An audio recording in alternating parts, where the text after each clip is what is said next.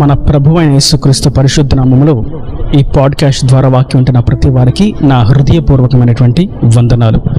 దేవుడు మిమ్మను దీవించునుగాక.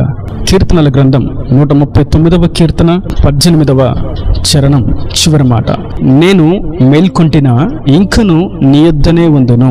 చదివినటువంటి వాక్య భాగంలో మేల్కొనినప్పుడు నేను నీ యొద్దనే ఉంటాను ప్రభువా అని కీర్తనాకారుడు అంటున్నాడు. మనం నేడు గమనిస్తున్నట్లయితే మేల్కొనగానే రకరకాలైనటువంటి విన్యాసాలు చేసేవారు, రకరకాలైనటువంటి భౌతిక కృత్యాల మీద నిమగ్నమయ్యేవారు, రకరకాలైనటువంటి కార్యకలాపాలను జరిగించేవారు మనకు తటస్థిస్తూ ఉంటారు. మరికొందరు మేల్కొనగానే మద్యం కొరకు, డ్రగ్స్ కొరకు, మాదక ద్రవ్యాల కొరకు పరుగెత్తేవారు కూడా మనకు తటస్థిస్తూ ఉంటారు. ఇలా మనం చూస్తూ ఉంటే అనేకులు మేల్కొనగానే అనేకమైనటువంటి లోక సంబంధమైనటువంటి సాతాను క్రియల మీద నిమగ్నమై ఉండడం మనం గమనిస్తూ ఉంటాం. అయితే కీర్తనాకారుడు అంటాడు, నేను మేలుకుంటేనా ఇంకనూ నీ యొద్దనే ఉందును. దాని అర్థం, నేను మెలకుగా ఉన్నంతసేపు నీ యొద్దనే ఉన్నాను, నేను నిద్రించిన నిన్ను గూర్చి నేను ధ్యాస కలిగిన వాడనై ధ్యానం కలిగి ఉన్నాను, మరియు మరలా నేను మేల్కొనగానే నేను ఉదయం లేచిన వెంటనే నీ యొద్దనే నేను ఉన్నాను ప్రభువా, నేను ఎక్కడికి వెళ్ళలేదు. ఆయన సన్నిధికి రావడానికి, ఆయన మందిర ఆవరణములకు అడుగు పెట్టడానికి మనం వేగిరపడవలసిన వారమై ఉన్నాము.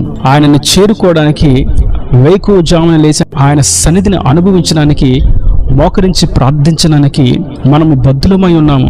అట్టి కార్యము చేయ బాధ్యత కలిగిన వారమై ఉన్నాము. అంతకంటే మించి కృతజ్ఞత కలిగి ఉండవలసిన వారమై ఉన్నాము.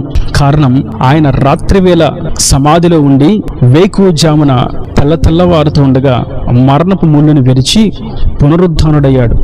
ఆయన యొద్దకు మనము చేరితే ఆ పునరుద్ధానపు శక్తిని మనకు అనుగ్రహిస్తాడు. ఈ రాత్రి నీకెలా గడిచిందో, ఈ రాత్రి గడిచి వేకువజాము ఎలాగ ఉదయించిందో, నీ జీవితంలో ఈ చీకటి దినములను కొట్టివేసి నీకు వెలుగుకరమైనటువంటి, దీవెనకరమైనటువంటి దినములను ఇదే రీతిలో నేను తేబోతున్నాను అని ఆయన తన పునరుద్ధానపు శక్తి చేత మనకు తెలియచేస్తాడు. ఇంకను మనం చూస్తాం 17వ కీర్తన 15వ చరణంలో, నేనైతే నీతి గలవాడనై నీ ముఖ దర్శనమును చేసేదను. నేను మేల్కొనినప్పుడు నీ స్వరూప దర్శనముతో నా ఆశను తీర్చుకొందును. ఉదయమున ఆయన యొద్ద మేల్కొనినప్పుడు ఆయన సన్నిధిని మనం ఉంటే మనకు ఏం దొరుకుతుంది?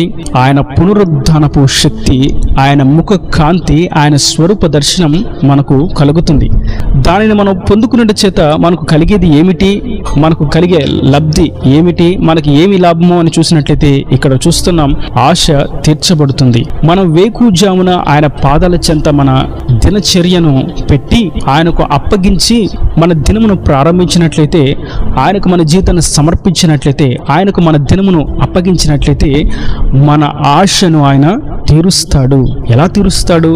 ఆయన ముఖ దర్శనము చేత, ఆయన ముఖ కాంతి చేత, ఆయన పునరుద్ధానపు శక్తి చేత, ఆయన మహిమైశ్వర్యములో తన యొక్క బలాధిక్యతను బట్టి మన యొక్క అక్కరలను, ఆశలను ఆయన తీరుస్తాడు.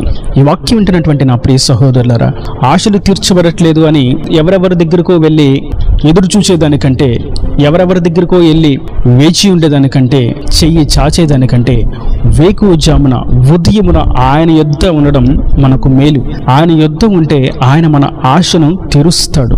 మనం 90వ కీర్తనలో చూస్తాం 14వ చరణంలో, ఉదయమున నీ కృపతో మమ్మను తృప్తిపరుచుము.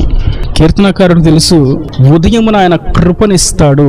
మన ఆశలు తీర్చబడడానికి కావలసినటువంటి కృపా కాంతిని ఆయన కుమ్మరింపచేస్తాడు. దానిని బట్టి మన ఆశలు తీర్చబడతాయి అని కీర్తనాకారుడు బాగుగా ఎరిగి ఉన్నాడు. మనము సైతం ఆ విషయాన్ని, ఆ గూఢమైన సంగతిని గుర్తించిన వారముగా వేకువజామున, ఉదయమున మొట్టమొదటి సమయమును ఆయనకు మనం ఇద్దాం. ఆరాధన సమయంలో ఆరాధన చేద్దాం, ప్రార్థన చేయవలసినటువంటి సమయంలో ప్రార్థన చేద్దాం. ఆయనకు మొట్టమొదటి స్థానాన్ని ఇచ్చి, ఆయనకు పీటను వేసి మన జీవితాన్ని ప్రారంభించినట్లయితే, మన చెయ్యిని ఆయనకు అప్పగించి ఆయన చేతి పట్టులో మన మనుగడను కొనసాగించినట్లయితే మన ఆశలు తీర్చబడతాయి, మనము తృప్తిపరచబడతాము. కనుక ఈ వాక్యం వింటున్నటువంటి నా ప్రియ సహోదరులారా, మనం వేకువజామున ఆయన పాదాల చెంత కూర్చొని కనిపెట్టడం వేకువజామున ప్రార్థించడము, స్తుతిని అర్పించడము, స్తోత్ర ప్రార్థన చేయడం, దినమును బట్టి జాగరూకత కలిగి ఇహలోక మాలిన్యము అంటకుండా నన్ను కాపాడుని ఆయన ఆశ్రయాన్ని కోరుకుంటూ, ఆయన యొక్క తోడును కోరుకుంటూ, ఆయన కృపను కోరుకుంటూ మనం ముందుకు సాగవలసిన వారమై ఉన్నాము. మనము చరిత్రలో చూసినట్లయితే ఆయనకు ప్రార్థన చేసినటువంటి ప్రతి వారు ఉదయమున ఆయనకి ఇచ్చినటువంటి ప్రాధాన్యతను బట్టి వారు పొందుకున్నటువంటి కార్యాలు అసాధారణమైనవి. హిజ్కియా రాత్రి ప్రార్థన చేశాడు, రాత్రంతా ప్రార్థన చేశాడు. వేకువజామున తాను స్తోత్ర ప్రార్థన చేసే సమయానికి దేవుడు గొప్ప సమాధానాన్ని ఇచ్చాడు. ఏ శత్రువు అయితే హిజ్కియాని, యూదులను, ఇజ్రాయిలందరినీ హతము చేయాలి, బానిసలుగా తీసుకుని వెళ్ళాలి, దోచుకోవాలి అని అనుకున్నాడో ఆ శత్రువులు అందరూ లయమైపోయారు ఆ ఒక్క ప్రార్థనలోనే. మనం స్తోత్ర ప్రార్థన చేసే సమయానికి కొన్ని సందర్భాల్లో ఆయన సమాధానాన్ని తీసుకొస్తాడు. ఆయన ముఖ దర్శనాన్ని, ముఖ కాంతిని ప్రకాశింపచేసి నీ ఆశను నేను తీర్చాను అని ఆ సమయంకే ఆయన మనకు సమాధానాన్ని ఇస్తారు. హిజ్కియా జీవితంలో జరిగినది అది. తాను రాత్రి ప్రార్థన చేసి వేకువనే స్తోత్ర ప్రార్థన చేసే సమయానికి తాను చేసినటువంటి ప్రార్థనకు జవాబు కూడా వచ్చేసింది. ఋతు రాత్రిపూట కనిపెట్టింది, వేకువజామున బోయాజు ద్వారా సమాధానాన్ని పొందుకుంది. గొప్పింటి ఇల్లాలుగా, ఒక అధికారి ధనవంతుడి యొక్క సతీమణిగా మార్చబడింది. తాను దేని కొరకు కనిపెట్టుకుని ఉన్నదో ఆ ప్రశ్నకు, ఆ ఆందోళనకు, ఆ ఆలోచనకు వేకువజామున సమాధానాన్ని పొందుకుంది. సంఘమంతా అత్యాశక్తితో వారి యొక్క నాయకుడైనటువంటి సంఘ కాపరి అయినటువంటి పేతురు కోసం ప్రార్థన చేస్తూ ఉన్నారు. పేతురు చెరసాల్లో బంధించబడిన వాడుగా ఉన్నాడు. వారు ప్రార్థన చేస్తూ ఉండగానే ఉదయం కల్లా వారి దేని కొరకైతే ప్రార్థన చేస్తున్నారో ఆ సేవకుడు పేతురు వారి యొద్దకు వచ్చి నిలబడ్డాడు. ఇలా మనం చూస్తూ ఉంటే ఉదయమున ఆయన యొద్దకు మనము చేరే సమయానికి కొన్ని సమాధానాలను అప్పటికే ఆయన సిద్ధపరిచి ఉంటాడు. మనం ఆయన యొద్దకు వేకువజామున వెళ్ళినప్పుడు మన ఆశ తీర్చబడే సమాధానాన్ని ఆయన మనకు అనుగ్రహిస్తారు. కనుక మనం వేకువజామున ఆయన పాదాల చెంత సాగిలపడడం, ప్రార్థించడము, కనిపెట్టడం, ఆయన సన్నిధిని అనుభవించడం, స్తుతించడము, స్తోత్రించడము, మన జీవితానికి ఆయన సమర్పించడం అనేది ఒక ఆత్మీయుని లక్షణం. దీనిని బట్టి ఆయన ఆశ్చర్యమైనటువంటి గొప్పమైనటువంటి కార్యాలు చేసి ఆశను తీర్చి తృప్తిపరుస్తాడు. ముఖ కాంతిని ప్రకాశింపచేస్తాడు. ఆ కాంతి మన మీద ప్రకాశింపబడుట చేత మనము అనేకులకు ఆ వెలుగును చూపించగలుగుతాం సాక్ష్యరీతిలో.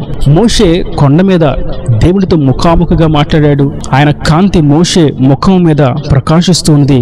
కొండ మీద నుండి మోషే కిందకు దిగి వచ్చినప్పుడు జనులు మోషే యొక్క ముఖమును చూడలేకపోయారు. దాని అర్థం మోషే ఎవరినైతే చూచాడో ఆ ముఖ కాంతి, ఆ వెలుగు మోషే మీదకు వచ్చింది. కనుక మోషేలో నుండి ఆ వెలుగు ప్రకాశిస్తున్నది. మనము సైతం వేకువజామున ఆయన స్వరూప దర్శనంతో, ఆయన ముఖ కాంతితో మనము నింపబడినప్పుడు, మనం పొందుకున్నప్పుడు మనము ఇతరులకు సాక్షులుగా వెలుగుతాము. అనేకులను ప్రభువైపు తీసుకొచ్చేటువంటి ఒక జ్యోతుల వలె, దివిటిల వలె, మార్గదర్శకుల వలె మార్చబడతాము. ఆయనకు ఇంపైన హోమంగా తీర్చిదిద్దబడతాము. ఆయన కొరకు ఫలించేటువంటి వృక్షము వలె ఎదుగుతాము. కనుక నా ప్రియ సహోదరులారా, మనము ఆయన ముఖ కాంతి కొరకు వేకువజామున ఆయన పాదాలను పట్టుకుందాం, ఆయన వెలుగును పొందుకుందాం. మనము సైతం ఈ లోకంలో జీవవాక్యమును చేత పట్టుకున్నటువంటి జ్యోతుల వలె ప్రకాశింప చేయబడదాము. ఈయన దేవుని మాటల ప్రతివాని హృదయంలో నీరుకట్టి ఫలింపచేయను గాక. ఆమేన్. God bless you. తలలు వంచి కన్నులు మూసినట్లయితే మీ కొరకు చిన్న ప్రార్థన. ప్రేమ స్వరూపీకరణ కటాక్షంగా తండ్రి, నా ప్రభా ఈ వాక్యం ప్రతి వారిని మీరు నిండాలుగా దీవించండి, ఆశీర్వదించండి. మేల్కొని నీ పాదాల చెంత ఉండడం, నీ పాదాల చెంత కనిపెట్టుకుని ఉండడం ఎంతో ఉన్నతమైనటువంటి లక్షణమని, దాని చేత నీ ముఖ కాంతి ప్రకాశింప చేయబడుతుందని, ఆశ తీర్చబడుతుందని, తృప్తిపరచబడతామని మీరు సెలవిచ్చినటువంటి నీ యొక్క అమూల్యమైనటువంటి వాక్కులను బట్టి నీకు వందనాలు. ఈ వాక్యం ప్రతి వారి యొక్క ఆశను తీర్చండి, నీ ముఖ కాంతిని ప్రకాశింప చేయండి, వారిని సైతం సాక్షులుగా ప్రజ్వలింప చేయండి. ఇంకా వారి ప్రతి అవసరం అక్కర్ను నీ మహిమను తీర్చి నీ రాకడ రాజ్యాన్ని సిద్ధపరచమని యేసు పరిశుద్ధ నామమున ప్రార్థించి వేడుకుంటున్నాను తండ్రి. ఆమేన్. ఆమేన్.